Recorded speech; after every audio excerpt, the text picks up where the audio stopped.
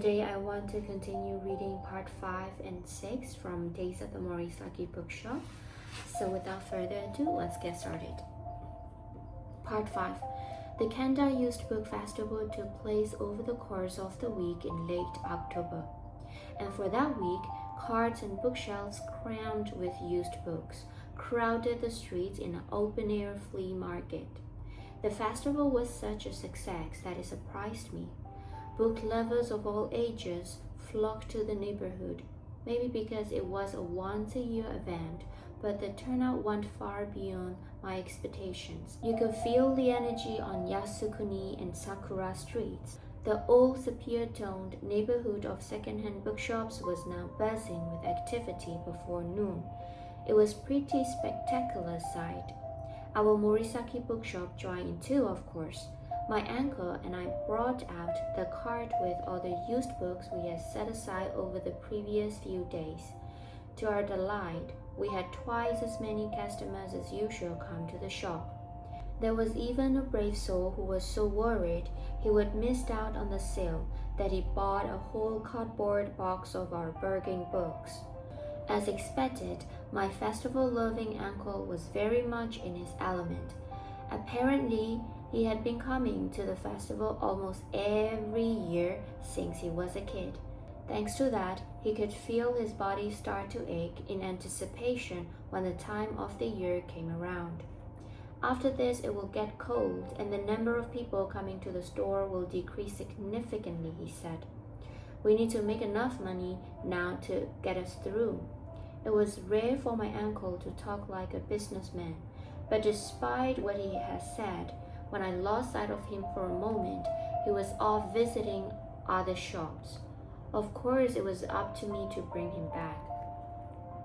On the evening of the third day, I ended work early with my uncle's permission and went out with Tomo to have a look around the rest of the festival. And who should appear then, apparently by accident, but Takako, just as we planned. "Oh, what a surprise," he said. "Oh wow, it really is," I replied. We were lousy actors putting on an obvious charade, but Tomo was so innocent that she didn't seem to notice at all. And with that, one of us said, the three of us should walk around together. In front of Tomo, Takako was stiff and tense at first. I whispered to him discreetly, "What are you doing? You look like a Robocop." "I have forgotten how to walk," he replied. Even his voice sounded robotic. Tomo overheard him and burst out laughing. Why was it that all the excitement in the neighborhood seemed to lift our spirits as we walked around? The two of them were waltzing around with such animated expression on their faces that they looked like a couple. Though at least in Takako's case, there was another major reason for this. When Tomo spoke to him, he looked ecstatic, like he was running through a field of flowers. The look on his face was so funny that I struggled not to burst out laughing. We bumped into Sabu as we were rummaging through the books at the special booth set up at the main Jimbojo intersection. Sabu was with his wife, and he was holding so many paper bags that he could barely carry them in his hands. Sabu's wife looked so elegant in a perfectly matched kimono that I thought she might be too good for him. But seeing the two of them side by side, I could sense that they had the kind of bond that can only come from years spent together in good times and in bad. The feeling was overwhelming. "It looked like you have bought quite a lot again," I said to Sabu when I saw all the bags he was holding. "He has," his wife said mournfully, giving Sabu a little push from the side. "He keeps on buying more books. Our house is overrun with them right now. Would you mind coming by one day and buying all of them?" "Oh no, please not that," Sabu said, panicking. "Didn't I downsize a bit the other day?" He put his hands together, begging her. Even after they walked away, we couldn't stop laughing. The crowds on Yasukuni Street didn't go away once it got dark. We were so happily walking around. We were on the shopping spree, buying all the books we could get our hands on. "There's an interesting shop over here," Tomo said, and took us to Kintoto Books, which sold grade school textbooks from Taisho era in the early 20th century. On a whim, I bought a Japanese textbook that cost 2,000 yen. The language in it was so old that it ended up feeling surprisingly fresh. In the evening, as all the stores started to close, we went to the Western-style restaurant inside Sensedo and ate dinner. By this point, Takano was pretty relaxed. He no longer seemed to see himself in a field of flowers every time he was in front of Tomo. It turned out he knew a lot about foreign literature. While we ate, he spoke so easily about the terms of Faulkner, Caputi, and Updike that you never would have believed how awkward he had been earlier. Tomo and I were both properly impressed. In the end, it turned out to be a fulfilling and exciting day. Afterward, Takano thanked me and said how incredibly grateful he was. But I didn't see any reason to thank me because I was the one who enjoyed it the most. Part 6. On the last night of the festival, after we closed the shop, I was sitting alone in my room in a daze. Outside the window, the streets were so quiet and still that the crowds of the past week already seemed like a dream. As I lay on my futon, the ticking of my alarm clock seemed too loud. I was staring up at the ceiling when I felt that strange and easy feeling return, that loneliness I have felt when I first arrived here. Suddenly, there was a knock at the door. I felt my shoulders trembling. As I turned timidly toward it, I saw in a narrow opening at the edge of the sliding door an eye glaring back at me. I turned pale and shrieked like a heroine in a horror movie. "Oh, did I surprise you?" a strange, high-pitched voice said. And then a shaggy head popped into view. I heaved a sigh of relief. "Please don't surprise me like that, Uncle." Sorry. He put down the plastic bag he had been holding in both hands and said, "Mind if I come in for a second?" As he walked into the room, he took out some bottles of alcohol and juice and set them up on the little dining table. He had even bought potato chips and shredded squid snacks. "Didn't you go to the end of festival wrapped party?" I asked. "I just want to say hello and then I came back. Besides, I would rather have a wrapped party with just the two of us," he said with a smile like a mischievous child. "Now that you mention it, we have never had a drink together." "Well, okay then, let's do it." My uncle spread out all the contents of his plastic bag and we had our little wrap party. We sipped our sake, listening to the faint chirping of crickets through the open window. The quiet night enveloped us.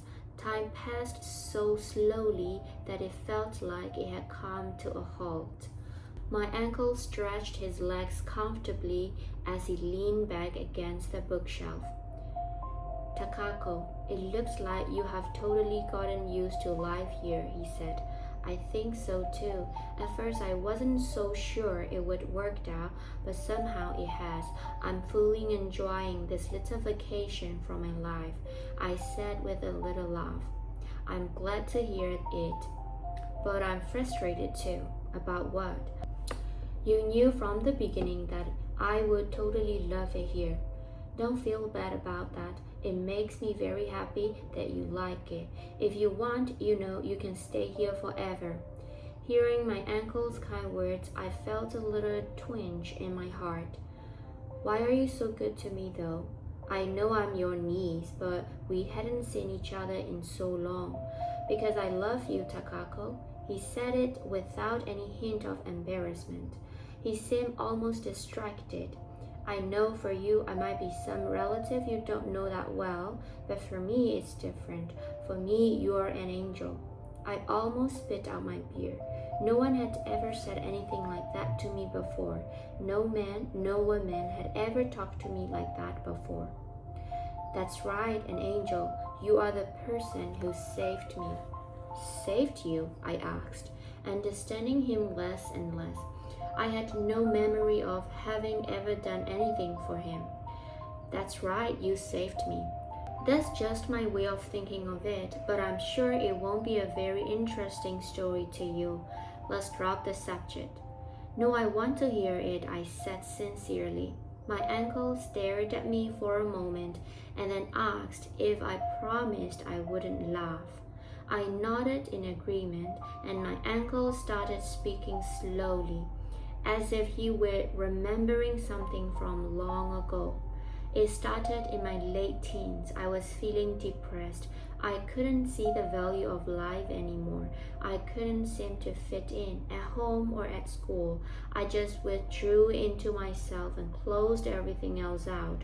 I was overly self-conscious. I had too many ideas and ambitions for one person. And because of that, I ended up without a single one I could hold on to. I was an empty person. That's what I was. It seemed like there was absolutely nowhere I belonged in this world. I had never had the slightest inkling that my uncle had felt this way, but I also had no idea what on earth this had to do with me being an angel. You were born right around the time. I first met you when my sister brought you back home to introduce my father and everyone to his new granddaughter. The instant I saw you, so tiny wrapped up in your blanket, sleeping so peacefully, I thought I might cry. How can I put it? I could feel the mystery of life filling my heart. The idea of this child growing up, experiencing so many things for the first time, absorbing so much, all of it brought me as joy as if it were happening to me.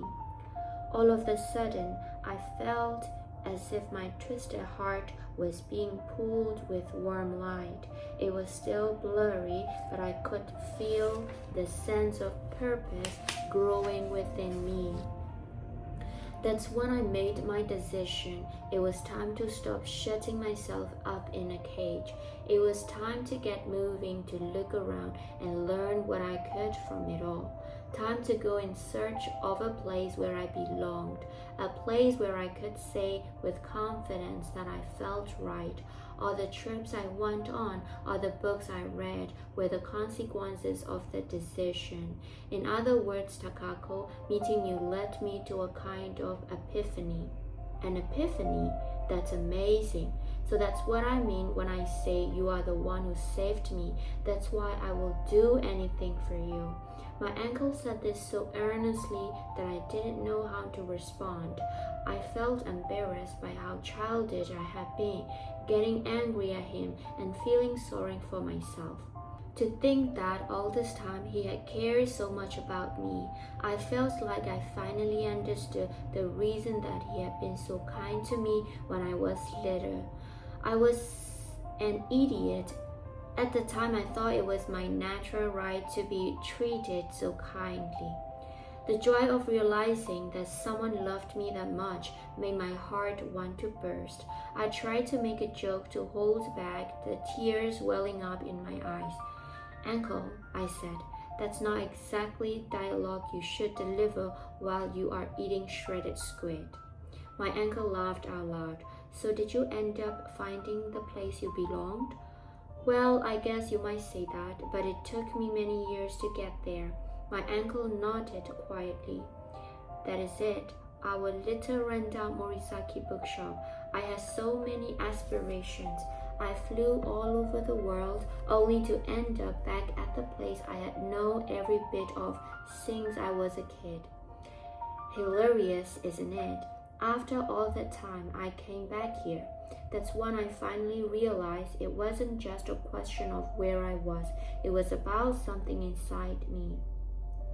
No matter where I went, no matter who I was with, if I could be honest with myself, then it was where I belonged. By the time I realized that, half my life was over, so I went back to my favorite harbor and I decided to drop anchor. For me, this is the secure place. It's where I feel most at ease. That reminds me, I said, a long time ago, Sabu told me that you were the store's savior. He laughed. It's savior? That's a pretty big exaggeration. Basically, when my father fell ill, the business was on the brink. All I did was take over and keep it going. At first, my father was pretty strongly opposed to me taking over the shop. It was a tough time in the used book business after all, and I was this irresponsible guy. So I got down on my knees and pleaded with him to entrust the shop to me. So that's how it happened? I mean, I couldn't sit back and let it all fall apart, could I? This was where I spent most of my childhood. I would sit at the counter next to my father, quietly reading books like Hans Christian Andersen's fairy tales, and from time to time he would stroke my head firmly with his giant hand. I was truly happy then. It felt like if this place was gone, then all of my memories would disappear too. I couldn't handle that. I felt absolutely bowled over by what my uncle was telling me. I had thought I knew, or at least I had meant to find out what my relationship with my uncle was all about. Didn't I realize that he had his own private worries and pain? Didn't I see that his heart had been carrying out for far longer than my head? Why didn't I see how much was going on inside him? Maybe the reason my uncle was always clowning around in front of people was to hide what he was feeling from them. The effort must have been excruciating. To look at him, they had never realized what he felt inside. The thought of it made my heart ache. I wish this place could have meant as much to Tomoko too. She left just as I was trying so hard to rebuild the business, right up until the end. I still had no sense what she was feeling beneath the surface. Uncle, yes, I love this shop, I really do. I had meant to say something more clever, but that was all that came out of my mouth.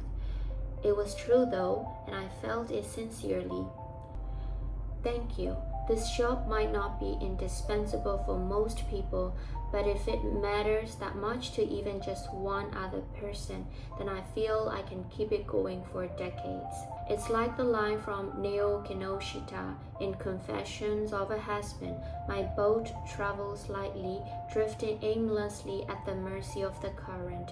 That's how I want to live my life with this shop, my uncle said, and then he smiled without saying any more. From that night, I started to think more seriously about my own life. I have found a warm, calm place to stay here, but I couldn't remain dependent on others forever. If I did, I would never grow up. My heart will always be weak. I was convinced that if I didn't leave, I would never be able to start over. But the moment I thought that, my fears came rushing back. The thought of leaving frightened me. Just let me stay a little longer. In my heart, I was still dependent on others. In the end, I hesitated, and for a long time afterward, I went on living on the second floor of the Morisaki Bookshop. Maybe I was waiting for some kind of cue. Then one day, suddenly, it arrived. So this is all from part 5 and part 6. Thank you all for listening. See you again in the next video for part 7. Bye-bye.